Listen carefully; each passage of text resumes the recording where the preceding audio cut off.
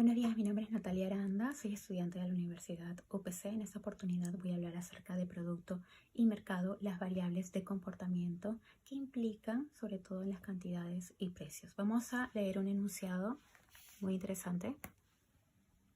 Habla acerca de el primer problema que dice: considera un país donde su actividad principal es la pesca, por lo tanto todas las personas en edad, en condición de trabajar, deberán ir a pescar.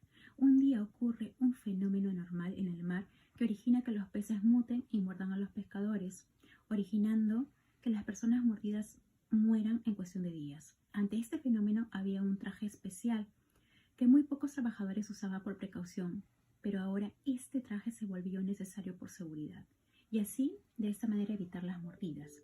Ante este fenómeno los precios de los trajes se encontraban en equilibrio.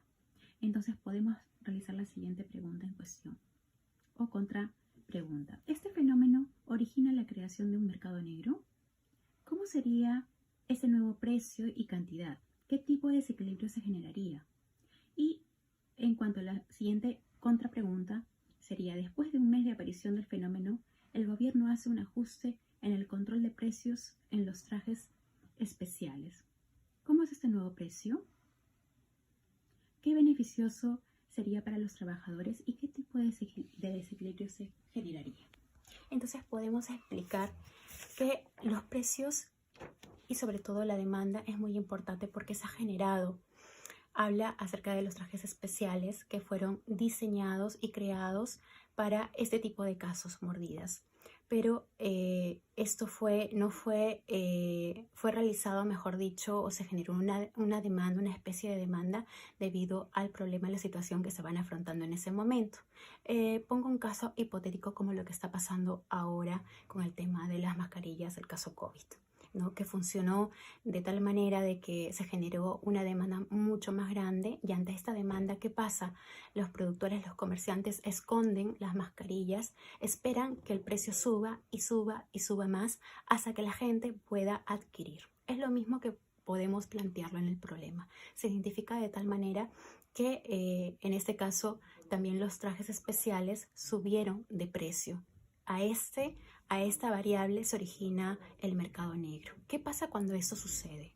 El gobierno entra a tallar porque el gobierno, pensando en la población y pensando también en su bienestar, realiza la regulación de precios. Es decir, subsidia a las empresas para que sus precios bajen y de esta manera pueda generarse una mejor demanda, sobre todo con la baja de precios. Pero ¿qué ocurre acá? Sí ocurre un desequilibrio, y el desequilibrio se ocasiona cuando las personas comienzan a comprar en exceso por la baja de precios. Ahora no siempre las empresas pueden bajar sus precios, en consecuencia que tiene que ser establecido en base también al mercado, ¿no? Entonces, en el control de estos precios se genera que hay una mayor cantidad de productos, hay mucha más demanda, entonces los productos, hay una escasez de productos. Y en conclusión podemos decir que el precio y la cantidad son las variables del mercado y que estos pueden ser muy sensibles ante cualquier circunstancia. Bueno, ese es mi punto hasta el momento. Muchas gracias.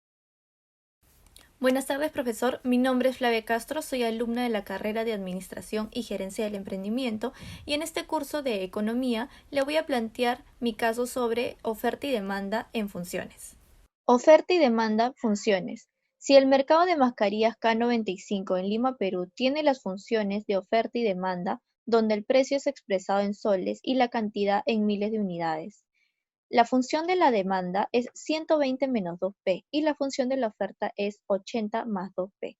Si el gobierno establece un precio fijo de 5 soles por mascarilla, calcular qué desequilibrio se genera y el precio del mercado negro. Primero, hallamos el punto de equilibrio, que es la función de la oferta 80 más 2P igual a la función de la demanda, que es 120 menos 2P. Y sale el resultado de que el precio de equilibrio vale 10. Y la cantidad de equilibrio, elegimos la función de la oferta, que es 80 más 2 por P, que P vale 10, igual a la cantidad de equilibrio a 100. Lo segundo, hallamos el desequilibrio del mercado, que es la función de la oferta igual a 80 más 2 por 5, que es el precio fijo, y la oferta valdría 90. El precio de la demanda, reemplazando cantidades, sería 120 menos 2 por 5, que es el precio fijo, igual a 110. Y tercero, hallamos el precio del mercado negro, que sería 90 igual a 120 menos 2 por precio del mercado negro, que sería 2 por precio del mercado negro igual a 120 menos 90. El precio de mercado negro sería 30 sobre 2, que da un resultado de 15. Conclusión. Tras el precio controlado del gobierno de 5 soles por cada unidad de mascarilla K95, la cantidad ofertada en el mercado disminuye y la cantidad demandada aumenta, dando una escasez de oferta de 20.000 unidades de mascarillas K95. Asimismo, debido a la escasez de la oferta, se genera un precio de mercado negro de 15 soles. Gracias. Mi nombre es Alejandro Alarcón y en esta oportunidad me ha tocado el tema número 3, que es elasticidad. Bueno, acá he hecho un problema y la premisa dice así, ¿no? Se sabe que en el mercado de pollo el precio ha caído en 25% y que la elasticidad precio de la demanda es 0.4. Nos pide determinar dos cosas. Una, que es en qué porcentaje cambiará la cantidad demandada y de acuerdo a la elasticidad del precio de este bien, ¿le convendrá al productor esta caída del precio? Bueno, entonces pasemos a resolver en qué porcentaje cambiará la cantidad demandada y vemos, ¿no? Bueno, empezamos a resolver entonces. Ya, entonces se sabe que el precio decae en 25%. Y que la elasticidad es 0.4. Esto vendría a ser un valor absoluto. Bueno, empezamos con la fórmula que es elasticidad así precio. Ya sabemos que la elasticidad es 0.4. Este de acá no lo sabemos. Y el precio es 0.25%. Bueno, 25%, ¿no? A todo esto nos da 10%. Acabando, pasando por ahí. Y ya bueno, entonces nos damos cuenta que cuando el precio cae en 25%, la cantidad demandada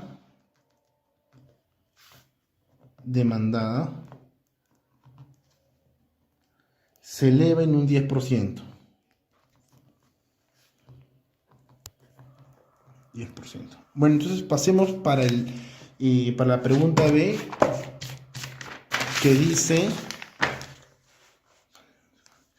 de acuerdo a la elasticidad del precio de este bien, ¿le convendrá al productor esta caída en el precio? Bueno, entonces veamos, ¿no? Si la elasticidad es 0.4, esto es menor que 1, ¿cierto? Entonces la demanda viene a ser, es inelástica.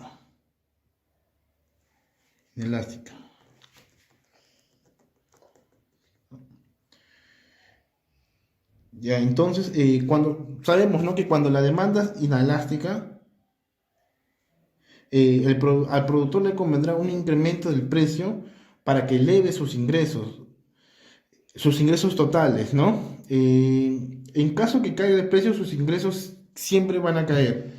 Se sabe que si la demanda es inelástica,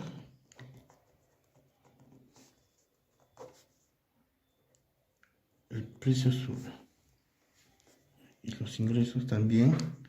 Sabe que si el precio baja, los ingresos está bien bajo.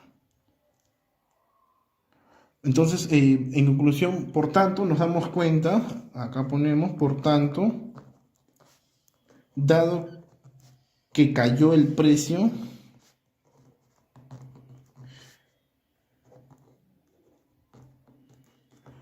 los productores se verán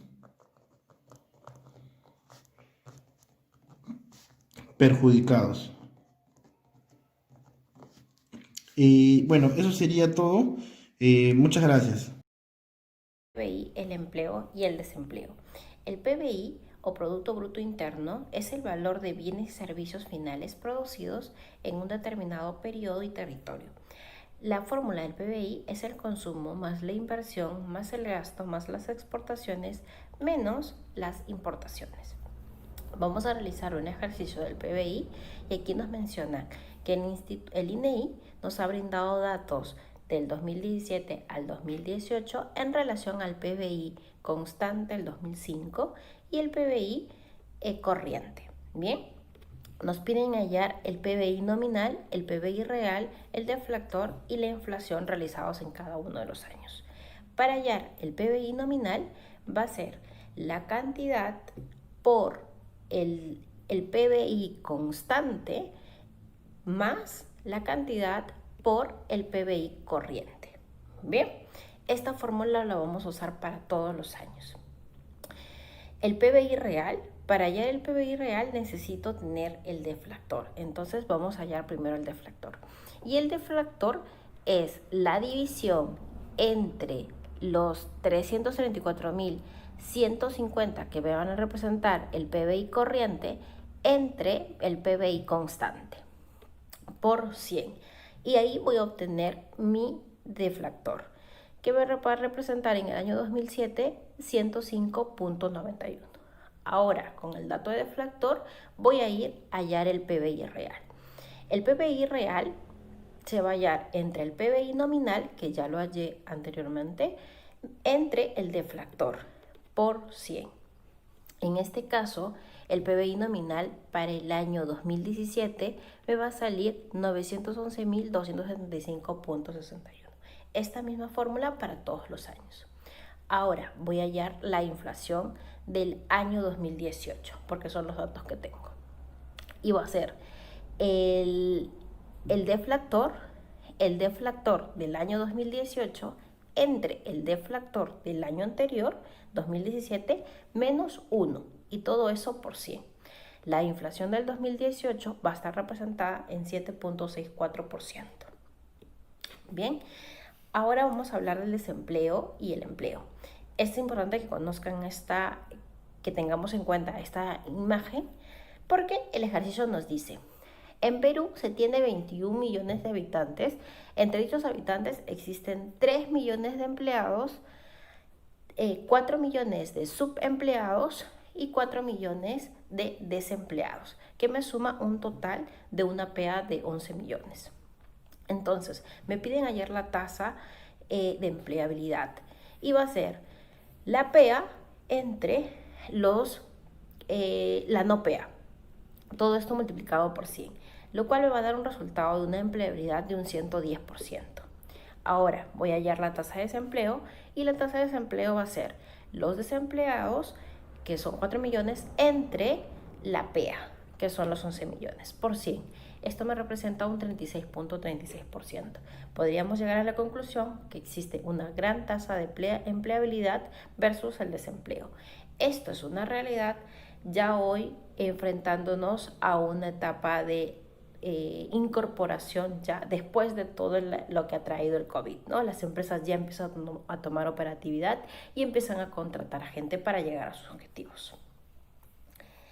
Muchas noches, mi nombre es Rocío Huayta Zárate y vamos a hablar acerca del mercado externo e interno. El sector externo es un conjunto de actividades y estrategias que realiza el Estado en el ámbito internacional para poder mantener un adecuado intercambio productivo, comercial y financiero. El sector interno es el mercado que opera dentro de los límites acordados y que a su vez está rodeada de un mercado más grande. En casos más habituales se podría decir que es un mercado nacional, puesto en contraste con el mercado internacional. La economía desarrolladas estuvo apoyada en el mantenimiento de los estímulos monetarios y fiscales con un contexto de bajas presiones inflacionarias. Vamos a compartir un cuadro acá. Compartir. Ya. Perdón, es esto. Ya. Como se observa en el cuadro, en el contexto de economías emergentes crecieron en la tasa elevadas aún incluso superiores de las observadas entre 2007 y 2009. Tanto la demanda interna como la demanda externa fueron componentes dinámicas en esta recuperación que algunos países estarían generando exceso de demanda y posibles burbujas en el mercado de activos. En este contexto, muchas de estas economías han venido enfrentando mayores presiones inflacionarias que llevarán al inicio del retiro de estímulos monetarios. Como se observa en este cuadro, Perú tuvo una tasa de interés de política monetaria hasta el 2009 y es resaltando que el Perú es un país elegido. Vamos a ver con las balanzas de pago, unos ejercicios con las balanzas de pago de lo que es sector externo. Según informaciones que tuvimos de Perú, lo que es las importaciones. Las importaciones es 237.4, estas siempre van a ser negativas como se observa. Las exportaciones de 145.4, las transferencias es de 1.2, que son siempre negativas como se observa acá. Las transferencias recibidas del extranjero, estas son positivas y la suma de eso me da 4.3, perdón. Las transferencias de capital extranjera es 4.3. 4.3.